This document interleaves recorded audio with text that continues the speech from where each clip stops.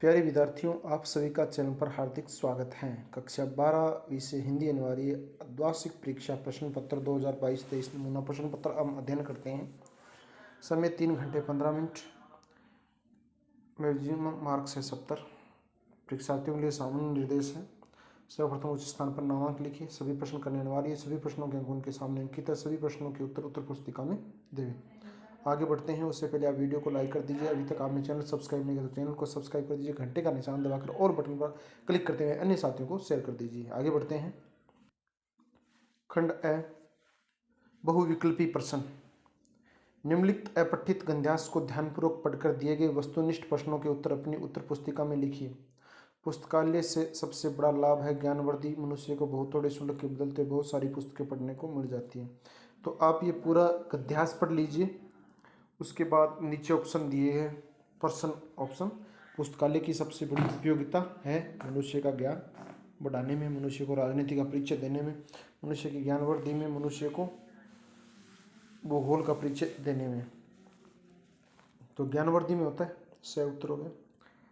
प्रश्न नंबर देखो, मनुष्य के लिए पुस्तकालय का योगदान नहीं है। मनुष्य के लिए पुस्तकालय का योगदान नहीं है। इनमें से कौन सा उत्तर होगा? मनुष्य के लिए पुस्तकालय का योगदान नहीं। पढ़ने की रुचि उत्पन्न करने में, अवकाश के क्षणों में सच्चा साथ देने में, उपदेश और मनोरंजन के रूप में, अमानवीय बुराइयों को उभारने के रूप में। पढ़ने की रुचि उत्पन्न करने में। कौन से छात्र अपना अधिकांश समय पुस्तकालय में बिताते हैं? समय का दुरुपयोग करने वाले, समय का सदुपयोग करने वाले, उच्च शिक्षा में विशिष्ट योग्यता के इच्छुक, खेलों में दक्षता के बिला। तो ये आपके हैं समय का सदुपयोग करने वाले। चौथा, पुस्तकालय शब्द पुस्तक आगे दो शब्दों के मेल से बना। प्रयुक्त संधि का नाम बताओ। ए और आ बन रहा है, दीर्घ संधि है यहाँ पर। वह उत्तर है। पांचवा, उपयुक्त गद्यांश का उपयुक्त शीर्षक। उपयुक्त गद्यांश का उपयुक्त शीर्षक। पुस्तकालय का महत्व, ज्ञान का भंडार, पुस्तकों की उपयोगिता और सच्चा साथी। तो यहाँ पर पुस्तकालय का महत्व बताया गया है। प्रश्न नंबर 6 देखिए क्या है। अवकाश के समय में हमारा सच्चा साथी है। पुस्तकालय, विद्यालय, खेल का मैदान, इनमें से कोई नहीं। तो यहाँ पर पुस्तकालय बताया गया है। यह उत्तर है। आगे, निम्नलिखित अपठित गद्यांश, पद्यांश है, गद्यांश नहीं है, पद्यांश को ध्यानपूर्वक पढ़कर नीचे दिए गए वस्तुनिष्ठ प्रश्नों के उत्तर अपनी उत्तर पुस्तिका में लिखिए। कातरता चुपी या चीखे या हारे हुओं की खोज, जहां भी मिलेगी उन्हें प्यार से सितार पर बजाऊंगा। तो आप ये पद्यांश पढ़ लीजिए और नीचे दिए गए उत्तर आप दीजिए। कवि ने किस महापुरुष के भावों का उल्लेख किया है? 8वां, मैं मर जाऊंगा लेकिन मैं कल फिर जन्म लूंगा, कल फिर आऊंगा। पद्यांश की उक्त अंतिम 3 पंक्तियों में कवि क्या कहना चाहता है? आप देख लो पद्यांश पढ़ के। सुनसान का गला घोंटा का तात्पर्य बताएं। 10वां, किसी रचना को लिखने की कई शैलियां होती है, शैली भेद के अनुसार उपयुक्त पद्यांश की लेखन शैली है। 11वां, उपयुक्त पद्यांश का उपयुक्त शीर्षक नीचे लिखे विकल्पों में छांटिए। प्रश्न नंबर 12, अनलंघ्य शब्द का विपरीतार्थक अर्थ। दुर्लंघ्य, लंघ्य, अलंघ्य, सुलंघ्य।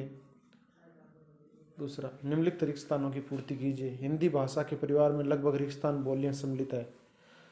अंग्रेजी भाषा की लिपि रिक्त स्थान है। प्रातःकालीन भ्रमण स्वास्थ्य के लिए उपयोगी वाक्य में रिक्त स्थान शब्द शक्ति है। जहाँ विशेष प्रयोजन से प्रेरित होकर शब्द का प्रयोग लक्ष्यार्थ में किया जाता है तो वहाँ रिक्त स्थान लक्षणा मानी जाती है।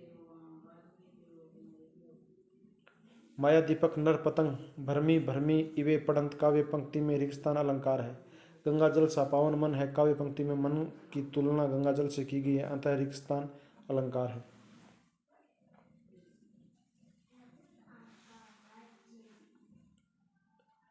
मन की तुलना गंगा जल से की, गंगा जल सा पावन मन। तो यहाँ पर उपमा अलंकार है भाई इसमें। तीसरा देखो,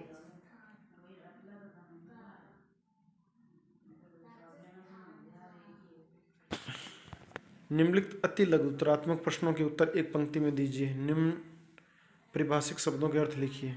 कोरम, पैक्ट, इनके अर्थ बताने आपको। दूसरा, परिसंग शब्द, देखो ये एक एक पंक्ति के उत्तर है। परिसंग शब्द के लिए परिभाषिक शब्द लिखिए। फीचर का प्रारंभ कैसे होता है? चौथा, कवि बनने के लिए लेखक आनंद यादव ने किसे गुरु बनाया? 5वां, यशोधर बाबू ने किस निंदा के गांव चले जाने के बाद कौन कौन सी परंपराओं का पालन किया था? प्रश्न नंबर 6 डायरी के पन्ने पाठ के आधार पर एन के प्रकृति प्रेम का वर्णन कीजिए।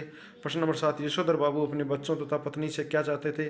प्रश्न नंबर 8 सिंधु घाटी सभ्यता के 2 महानगर कौन कौन से हैं। प्रश्न नंबर 9 मोहनजोदड़ो हड़प्पा से प्राप्त नर्तकी की मूर्ति किस राष्ट्रीय संग्रहालय में रखी है। प्रश्न नंबर 10 कवि निराला ने अस्त्र सुख पर दुख की छाया किसको कहा है। प्रश्न नंबर 11 जाति प्रथा को श्रम विभाजन का ही एक रूप न मानने के पीछे अम्बेडकर के क्या तर्क हैं। खंड ब देखिए, ऊपर एक एक नंबर के थे, अब खंड ब में जो प्रश्न है वो सारे 2-2 अंकों के हैं। प्रश्न नंबर 4 उत्तर कितने देने हैं। निम्नलिखित लघुतरात्मक प्रश्नों के उत्तर अधिकतम 40 शब्दों में दीजिए। प्रश्न नंबर 4 भारत में इंटरनेट पत्रिका का प्रारंभ किस प्रकार हुआ, संक्षेप में लिखिए। 5वां प्रिंट मीडिया रेडियो माध्यमों से प्रत्येक से संबंधित 2-2 कमियां लिखिए। प्रश्न नंबर 6 देखिए खाद्य पदार्थों में मिलावट विषय पर एक आलेख लिखिए। प्रश्न नंबर 7 देखिए भाषा को सहूलियत से बरतने से क्या अभिप्राय है। प्रश्न नंबर 8 कविता के बहाने कविता से बताए कि सब घर एक कर देने के मानी क्या है। प्रश्न नंबर 9 जीजी के त्याग और दान के विषय में क्या विचार थे। काले मेघा पानी दे अध्याय के आधार पर समझाइए। प्रश्न नंबर 10 चार्ली सबसे ज्यादा स्वयं पर कब हंसता है। खंड स देखो, ये 2-2 अंकों के खंड स के अंदर 3-3 अंकों के प्रश्न हैं। ऑप्शन है इसमें 2 में से एक करना है। रुबाइया के आधार पर घर आंगन में दिवाली और राखी के दर से विम को अपने शब्दों में समझाइए। 60 से 80 शब्दों में, 6-7 लाइनों में, 10 लाइनों के आसपास आप उत्तर दे सकते हैं। अगर ये नहीं करते तो इसके अथवा में निराला जी की बादल राग कविता का उद्देश्य क्या है। वर्तमान सामाजिक परिवेश में इस रचना के प्रभाव का आंकलन कीजिए। 12वां सीरीज के फूल नामक पाठ में लेखक ने साहित्य समाज और राजनीति में पुरानी और नई पीढ़ी के किस द्वंद्व का संकेत किया है। अगर ये नहीं करते तो इसके अथवा में नमक कहानी भारत पाक विभाजन के बावजूद मानवीय भावनाओं की समानता की कथा है, टिप्पणी कीजिए। आगे देखिए 13 नंबर सूर्यकांत त्रिपाठी निराला का कवि परिचय लिखिए अथवा विष्णु खरे का लेखक परिचय लिखिए, दोनों में से एक करना है। 14 यशोधर बाबू की पत्नी उनकी अपेक्षा अधिक प्रगतिशील है, उदाहरण सहित स्पष्ट कीजिए।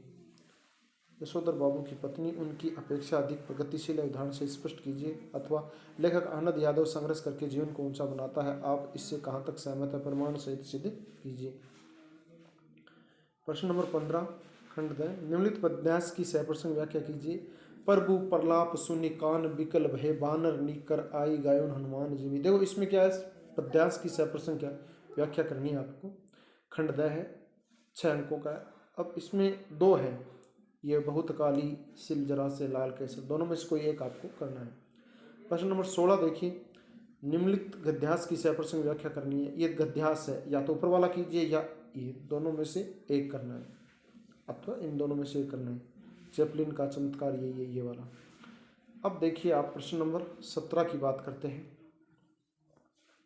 सचिव माध्यमिक शिक्षा बोर्ड राजस्थान अजमेर की ओर से उच्च माध्यमिक परीक्षा 2023 की पूर्व परीक्षाओं की तिथियों की सूचना हेतु एक विज्ञप्ति तैयार कीजिए। क्या कहा गया है, सचिव माध्यमिक शिक्षा बोर्ड राजस्थान अजमेर की ओर से उच्च माध्यमिक परीक्षा 2023 की पूर्व परीक्षाओं की तिथियों की सूचना हेतु आपको क्या करनी है, विज्ञप्ति तैयार करनी है। अथवा अपने विद्यालय के लिए खेलकूद सामग्री क्रय करने हेतु एक निविदा तैयार की है। तो या तो विज्ञप्ति या निविदा, दोनों में से कोई एक करनी है, 4 अंकों की है।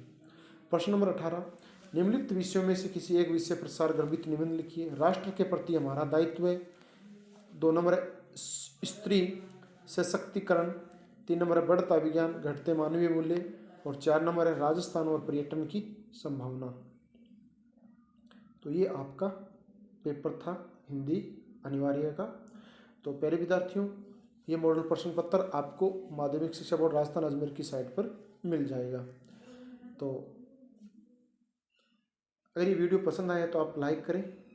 अभी तक आपने चैनल सब्सक्राइब नहीं किया तो चैनल को सब्सक्राइब करें, घंटे का निशान दबाकर ऑल बटन पर क्लिक करते हुए अन्य साथियों को शेयर कर दीजिए। फिर मिलेंगे एक नए वीडियो में, तब तक के लिए जय हिंद, जय भारत, वंदे मातरम।